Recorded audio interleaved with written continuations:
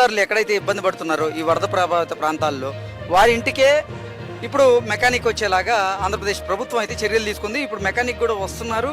అక్కడ చెడిపోయినటువంటి వాహనాలు ఏవైతే ఉన్నాయో వాటిని సర్వీస్ చేసేలాగా వారు ప్రయత్నం చేస్తున్నారు. అవునండి, ఖచ్చితంగా మీడియా ద్వారా మేము చెప్పదలుచుకుంది ఏంటంటే, ఇప్పటికీ చాలా మందికి తెలియకపోవచ్చు. దయచేసి చంద్రబాబు నాయుడు గారు ఏదైతే ముందు చూపుతో మీ వెహికల్స్ ఎక్కడైనా సరే, ఎక్కడ ఉన్నా సరే తీసుకొచ్చి ఇక్కడ ఇన్సూరెన్స్ క్లెయిమ్ చేయొచ్చు. అలాగే ఏవైనా స్టార్ట్ కాకపోయింటే వాటి పరిస్థితి ఖచ్చితంగా ఇక్కడ చూస్తారు.